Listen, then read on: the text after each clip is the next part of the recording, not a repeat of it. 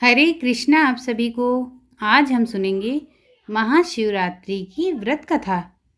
एक बार पार्वती ने भगवान शिव शंकर से पूछा, ऐसा कौन सा श्रेष्ठ तथा सरल व्रत पूजन है जिससे मृत्यु लोक के प्राणी आपकी कृपा सहज प्राप्त कर लेते हैं। उत्तर में शिवजी ने पार्वती को शिवरात्रि के व्रत का विधान बताकर यह कथा सुनाई। एक गांव में एक शिकारी रहता था। पशुओं की हत्या करके वह अपने कुटुंब को पालता था। वह एक साहूकार का ऋणी था, लेकिन उसका ऋण समय पर न चुका सका।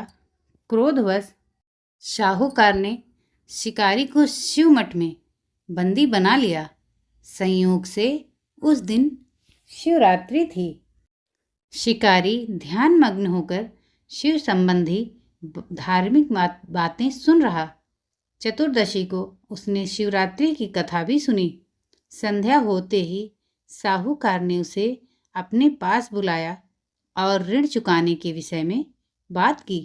शिकारी अगले दिन सारा ऋण लौटा देने का वचन देकर बंधन से छूट गया। अपनी दिनचर्या की भांति वह जंगल में शिकार के लिए निकला, लेकिन दिन भर बंदी गृह में रहने के कारण भूख प्यास से व्याकुल था। शिकार करने के लिए वह एक तालाब के किनारे बेल वृक्ष पर पड़ाव बनाने लगा।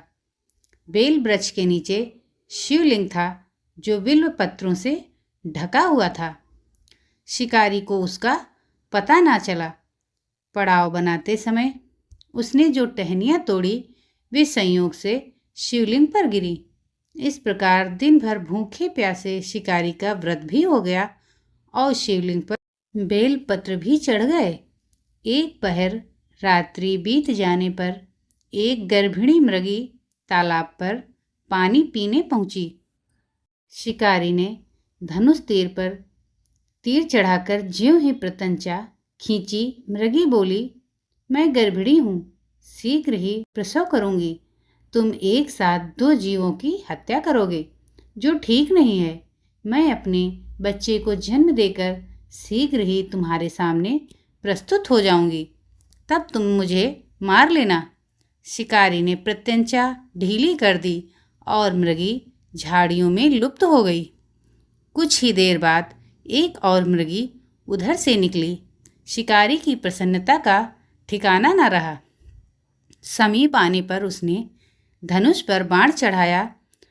तब उसे देख मृगी ने विनम्रतापूर्वक निवेदन किया, हे पारधी, मैं थोड़ी देर पहले ही ऋतु से निवृत्त हुई हूँ। कामातुर विघरणी हूँ, अपने प्रिय की खोज में भटक रही हूँ। मैं अपने पति से मिलकर शीघ्र ही तुम्हारे पास आ जाऊंगी। शिकारी ने उसे भी जाने दिया।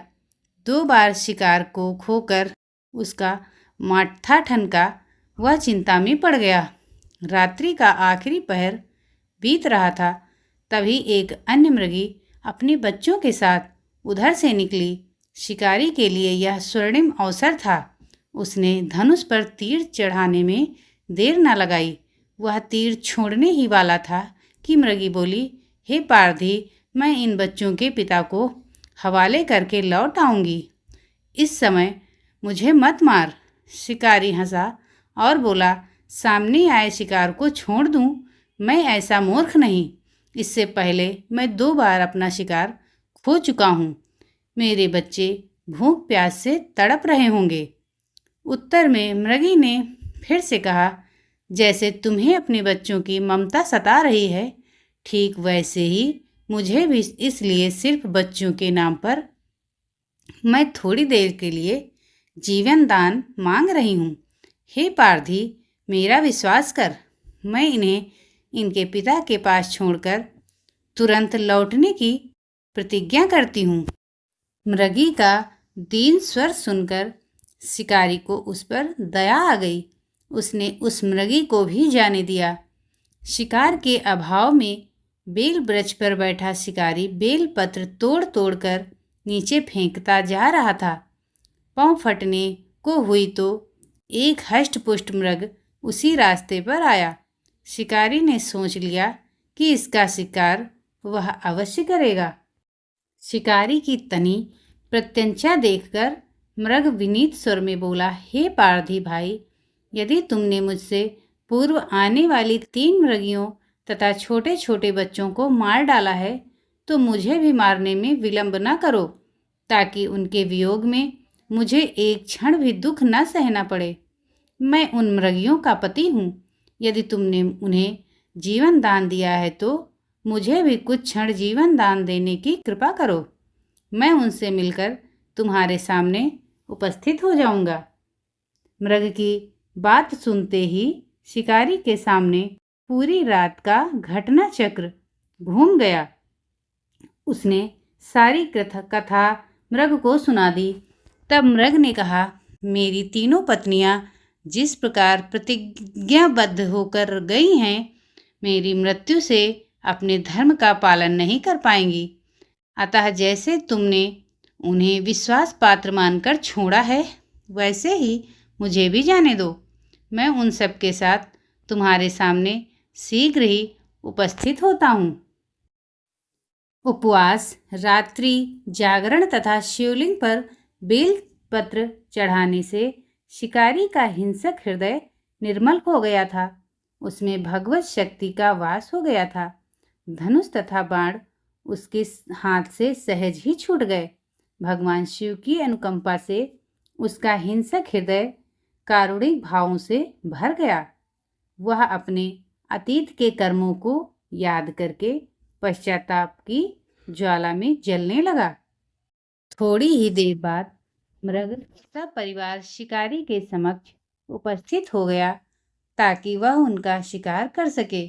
किंतु जंगली पशुओं की ऐसी सत्यता, सात्विकता एवं सामूहिक प्रेम भावना देखकर शिकारी को बड़ी ग्लानि हुई। उसके नेत्रों से आंसुओं की झड़ी लग गई।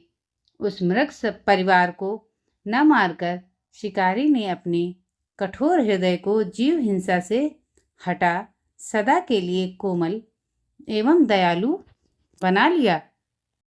देवलोक से समस्त देव समाज भी इस घटना को देख रहे थे। घटना की परिणति होते ही देवी देवताओं ने पुष्प वर्षा की। तब शिकारी तथा मृग परिवार मोक्ष को प्राप्त हुए। सब बोलो गौरी शंकर की जय। हर हर महादेव। धन्यवाद।